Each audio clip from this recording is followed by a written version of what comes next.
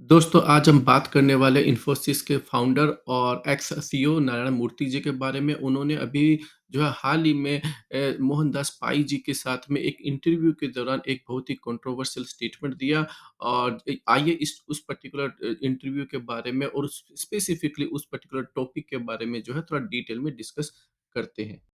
we will not be able to compete with those countries that have made tremendous progress. So, therefore, my request is that our youngsters must say, this is my country. I want to work 70 hours a week. This is exactly what Germans and Japanese did after the Second World War. Yes.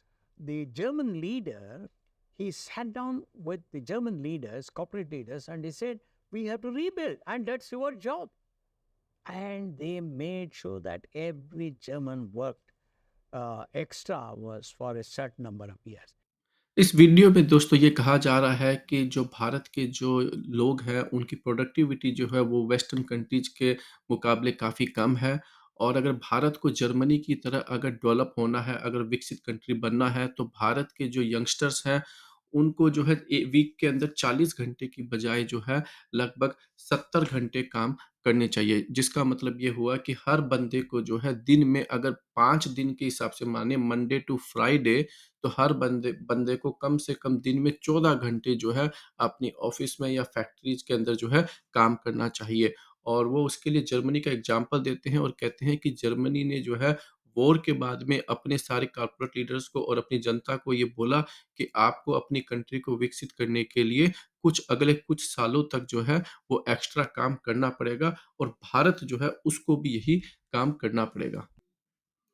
तो लेकिन नारायण मूर्ति जी इतने बड़े company के जो है founder रहे हैं और बल्कि उसके सीईओ भी जो है काफ़ी सालों तक रहे हैं और वो काफ़ी जो है बड़े एजुकेटेड जो है पर्सन भी माने जाते हैं। लेकिन वो अपने इस पूरे जगह पर वो एक बात नहीं करते हैं कि अगर भारत के लोगों की प्रोडक्टिविटी कम है, तो वो ये सजेशन क्यों नहीं देते हैं कॉर्पोरेट्स वालों को कि आप लोगों को जो है ट्रेनिंग दिलाया जाए जिससे कि उनकी प्रोडक्टिविटी जो है वो बढ़ जाए।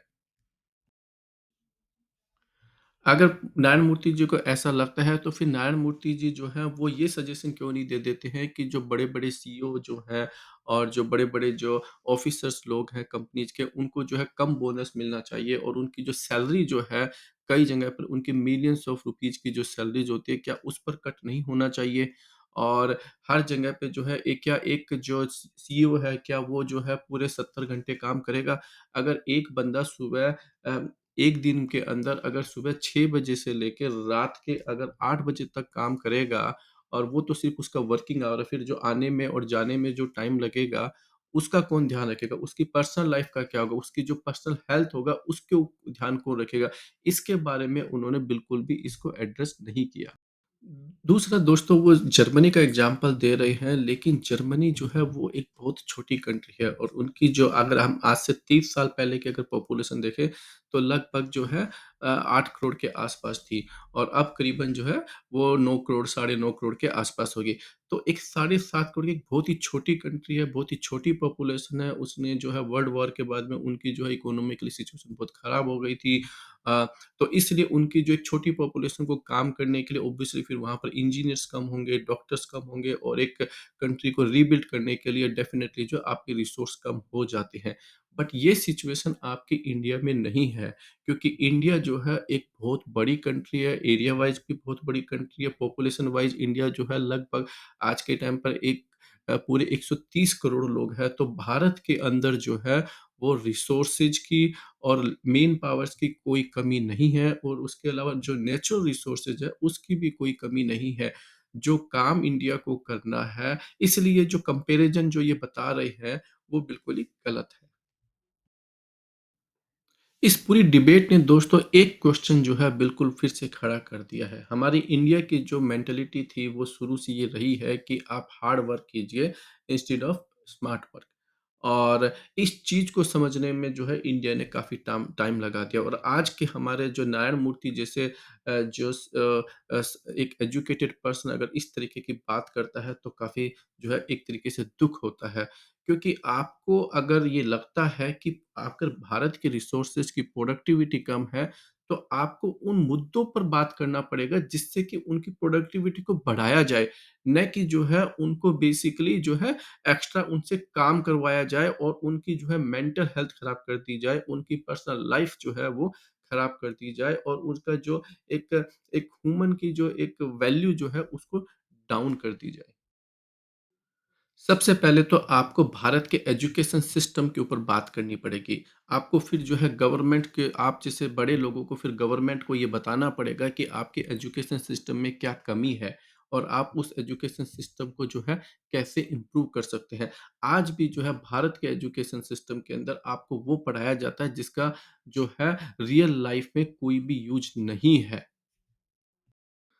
दूसरा सबसे बड़ा इश्यू है दोस्तों हमारे जो है भारत के अंदर वो है लैंग्वेज का। हमारे भारत में आज भी कोई भी एक ऐसी लैंग्वेज नहीं है जो पूरे भारत में बोली जाती हो और अभी भी जो है हम एक तरीके से इंग्लिश जो है वो हमारी एक तरीके से कॉमन लैंग्वेज भारत में भी मानी जाती है।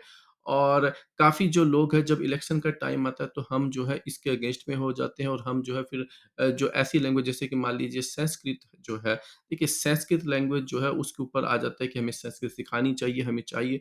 हाँ, ठीक है, वो हमारी एक अच्छी लैंग्वेज थी, हमारी हर लैंग्वेज का वो एक बेस थी। लेकिन आज के ज़माने में जो है संस्कृत से जो है उसका कोई यूज़ नहीं है।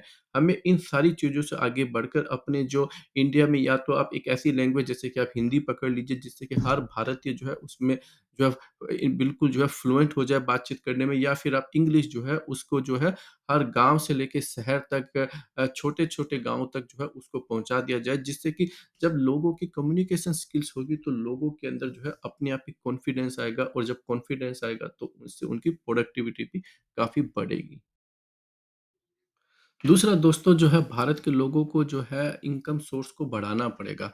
जब लोगों की इनकम बढ़ेगी तो जो है लोगों की जो है सोचने की जो एक कैपेसिटी होती है वो बढ़ती है और लोग जो है वो उनके अंदर फिर कॉन्फिडेंस आता है और जो है लोग जो है आगे बढ़ते हैं।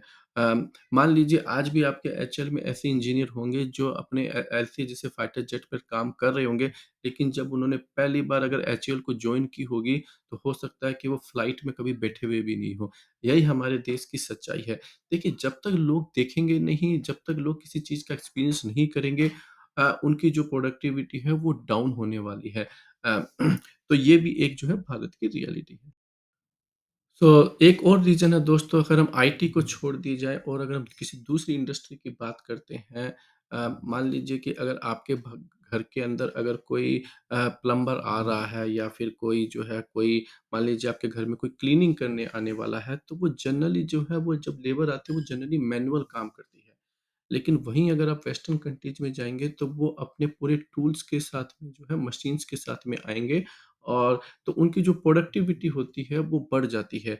जो वेस्टर्न कंट्रीज़ के जो लेबर होती है वो हर काम जो है वो बढ़िया से बढ़िया टूल्स के साथ करते हैं तो उनकी प्रोडक्टिविटी बढ़ जाती है और वो उतने नहीं थकते हैं जितने कि भारत की जो लेबर है वो थक जाती है क्योंकि उनको जो है बहुत सारा जो काम है वो बेसिकली मैनुअली करना पड़ता है।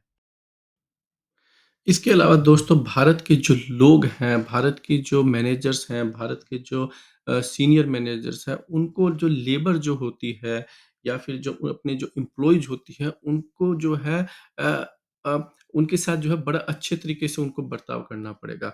जब वो उनके साथ बर्ताव करेंगे, उनके साथ जो है काफ़ी बढ़िया एटमॉस्फेयर में काम करेंगे, तो उससे जो है प्रोडक्टिविटी बढ़ेगी। अगर हम आईटी इंडस्ट्री को छोड़ दिया जाए, तो जो है भारत के अंदर यस बॉस वाला कल्चर है। चाहे आप कॉर्पोरेट इंडस्ट्री में देख लीजिए, चाहे आप गवर्नमेंट में देख लीजिए। आज की इस वीडियो में दोस्तों इतना ही। आप बताइए आपको ये वीडियो कैसा लगा और आप नारायण मूर्ति जी के इस स्टेटमेंट के बारे में कि जो भारत के जो यंगस्टर्स हैं उनको 40 घंटे की बजाय जो है 70 घंटे जो है 1 वीक के अंदर काम करने चाहिए। आप इस पूरे मुद्दे के ऊपर क्या सोचते हैं? अपनी राय जो है वो कमेंट सेक्शन में ज़रूर दीजिए और अगर आपको हमारा वीडियो अच्छा लगा है तो आप इसको जो है अपने व्हाट्सएप, फेसबुक और दूसरी जो सोशल नेटवर्किंग साइट्स है उस पर शेयर कीजिए और इस वीडियो को लाइक कीजिए और हमारी चैनल जो है उसको सब्सक्राइब कीजिए।